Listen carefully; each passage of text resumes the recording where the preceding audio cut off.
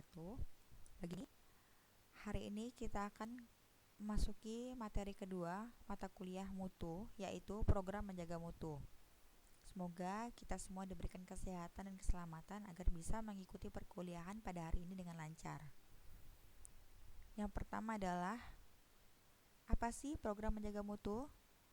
Program menjaga mutu adalah suatu upaya yang dilaksanakan secara berkesinambungan, sistematis, objektif, dan terpadu dalam menetapkan masalah dan penyebab masalah mutu pelayanan kesehatan, kemudian menetapkan dan melaksanakan cara penyelesaian masalah, kemudian menilai hasil yang dicapai, dan terakhir adalah menyusun rencana tindak lanjut untuk lebih meningkatkan mutu pelayanan.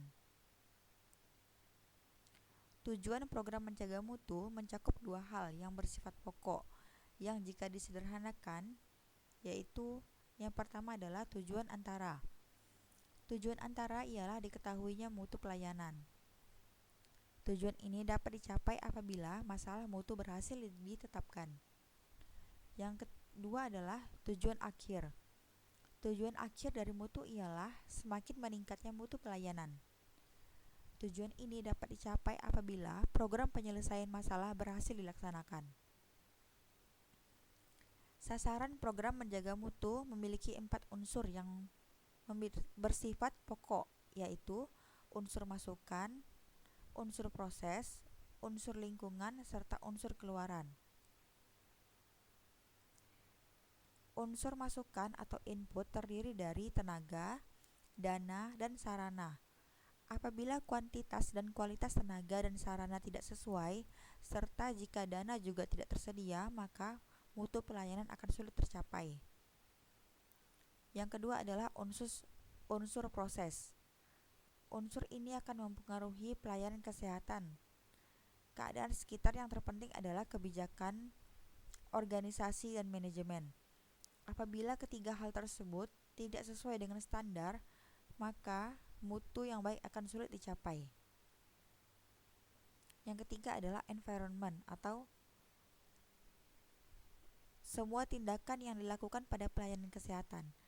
Tindakan tersebut dibagi dua, yaitu tindakan medis dan tindakan non-medis. Secara umum, apabila kedua tindakan ini tidak sesuai dengan standar, maka sulit diharapkan mutu yang baik. Yang terakhir adalah output atau keluaran.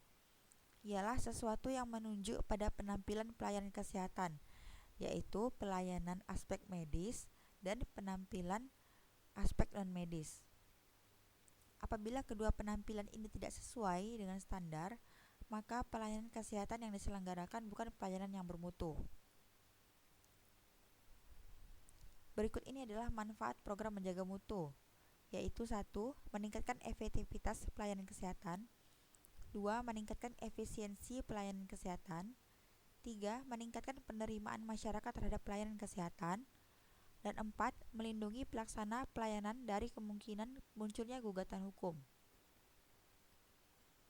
Penerapan program menjaga mutu terbagi menjadi dua, yaitu pertama adalah strategi program menjaga mutu.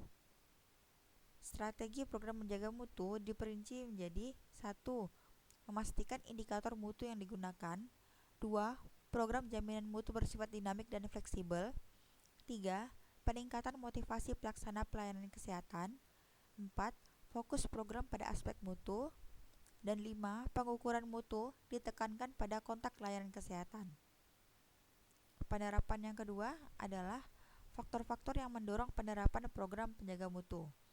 Yang pertama adalah faktor profesi, seperti etika profesi, berkembangnya otonomi profesi, pertanggungjawaban profesi, hubungan antara profesi, dan masalah moral.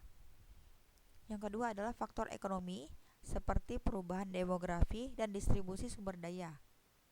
Yang ketiga adalah faktor sosial politik, yaitu seperti kesadaran masyarakat, harapan masyarakat, peraturan perundang-undangan, keputusan Menteri Kesehatan, akreditasi, dan tekanan internasional. Yang terakhir adalah prinsip-prinsip program menjaga mutu. Terbagi menjadi 1. Melibatkan semua orang di dalam institusi. 2. Semua orang memiliki komitmen untuk memberikan kepuasan kepada pelanggan. 3. Peningkatan mutu dilaksanakan dengan menggunakan metode ilmiah. 4. Adanya pengertian dan penerimaan terhadap suatu perbedaan yang alami. 5. Pembentukan teamwork. 6. Adanya komitmen tentang pengembangan karyawan. 7.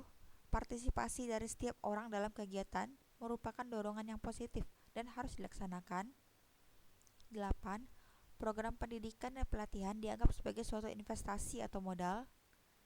Dan 9. Supplier dan customer diintegrasikan dalam proses peningkatan mutu. Sekian materi pada hari ini. Jika ada yang ingin ditanyakan, silahkan diketik di Google Classroom mutu. Wassalamualaikum warahmatullahi wabarakatuh.